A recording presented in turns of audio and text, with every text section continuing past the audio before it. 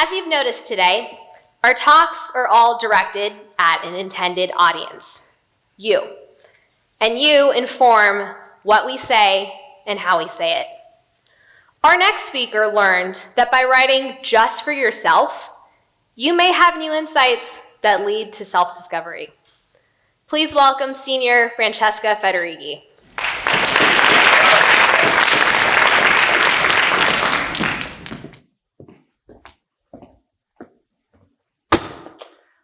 So these are my diaries, journals, notebooks, whatever you want to call them. As you can see, I've amassed quite a few of them. All of this actually started just 2 years ago in my sophomore religion class when my teacher decided to give us an assignment out of our holy doctrine for the class, the 7 Habits of Highly Effective Teens. The assignment was to create a mission statement for my life.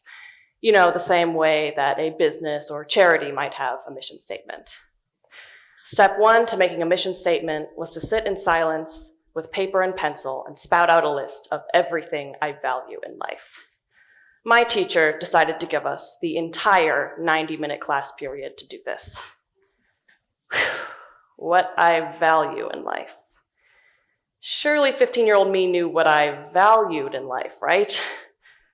I mean, if someone had asked me the day before if I knew what I valued in life, I would have very emphatically answered, of course I know what I value in life. I mean, I have my morals and values and such figured out, right?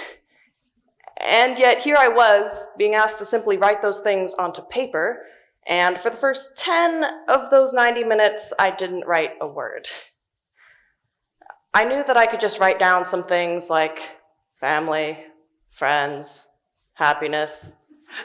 And this would all be true, but I knew that I wanted to get a little bit deeper, more specific, more personal. And yet I had a lot of trouble just writing these things down. So at this point, we were 10 minutes in, and I was in serious need of some guidance for how to proceed with this project. So I decided to open my copy of the 7 Habits of Highly Effective Teens to see what it had to say about this mission statement thing. It said, and I quote, "You're not writing for anyone but you. You're not writing for your English teacher, and it's not going to be graded by anyone. It's your secret document." Whoa.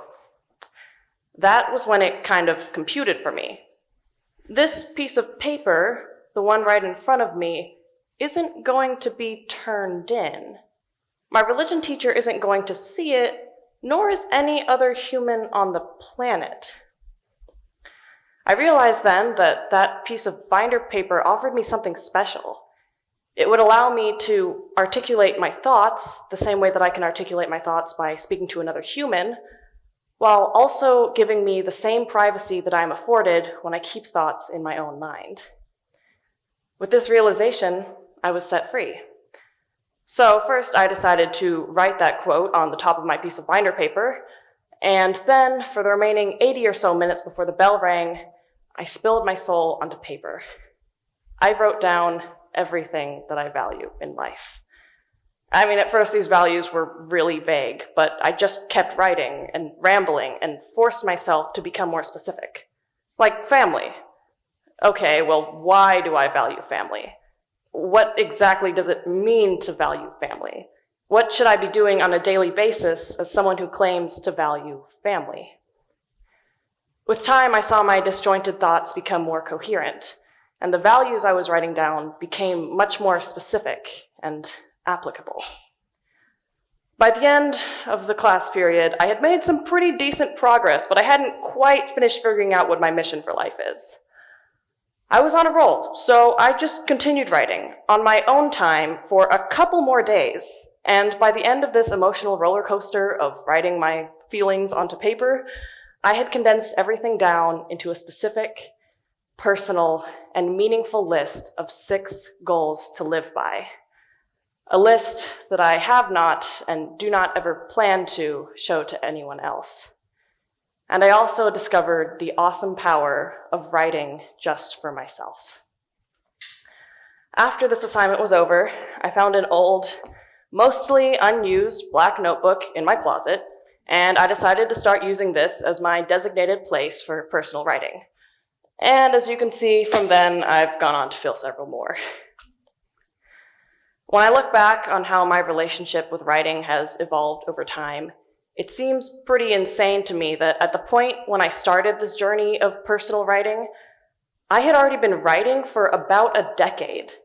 Yet during that entire decade of writing essays and emails and text messages, I had never once delved into this world of personal writing that had been available to me. In retrospect, one of the reasons why I went about a decade without ever writing my thoughts and feelings onto paper is because schools, unfortunately, almost never encourage this form of writing. From kindergarten, everything we wrote down was taken out of our hands and reviewed by a teacher. Then we learned through rigid fill-in-the-blank paragraph outlines in 5th grade and rigid fill-in-the-blank essay outlines in 7th grade that writing is supposed to be perfect, that it's supposed to be something very structured and organized and anything but free and natural expression of thought. Yeah, that's the hamburger. We're taught that when we write, writing is like a performance, that it's supposed to sound good, that it's supposed to please some audience. Granted, at times, writing literally is like a performance. Like when I was writing this talk, for example, I won't pretend that what I'm saying now is completely free and natural expression of thought. Because when I was writing this thing, I was obviously thinking in the back of my mind about the potentially hundreds of people who would be hearing it. But what I'm trying to get at here is that writing doesn't always have to be a performance. Look, learning to write well is obviously extremely important, but teaching kids that writing doesn't always have to be good writing, and that it's okay to write stuff down for only you to see, would have far more health benefits than teaching kids how to fill in a hamburger. I didn't know this at the time 2 years ago when I started journaling, but writing down your thoughts and feelings in a journal actually has proven health benefits.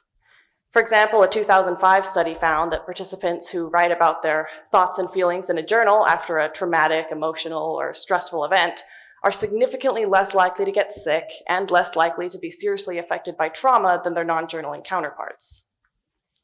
But journaling isn't just beneficial for those who've experienced some type of trauma that they need to recover from. The way Kathleen Adams, a psychotherapist and author of Journal to Self, puts it, journaling allows us to speak freely about our lives and learn about ourselves in the process. It allows us to stay healthy by keeping us in touch with our inner desires and needs. I don't want you to walk away from this feeling that I've presented you with the large and time-consuming task of journaling. I want to draw a distinction here between journaling and what I've been calling personal writing. Personal writing is just anything you write down for yourself, rather than for the purpose of communicating information to someone else. Journaling is one type of personal writing, but to reap the mental and emotional benefits of personal writing, you don't necessarily have to buy a physical journal and write pages in it every night. For you, incorporating personal writing into your life may be jotting down random thoughts on the sticky notes or making lists on the notes app on your phone. I challenge you to write down one thing in the next 24 hours. It doesn't have to be your life mission or anything. It can be just an observation, a random thought, a grocery list, just anything. My only condition is that you don't show it to anyone. Don't text it, don't tweet it, don't write an article or a blog post about it. Just write it down and then keep it for yourself. You might be surprised to see what happens when you give yourself the freedom to express yourself without having to share yourself with someone else. Thank you.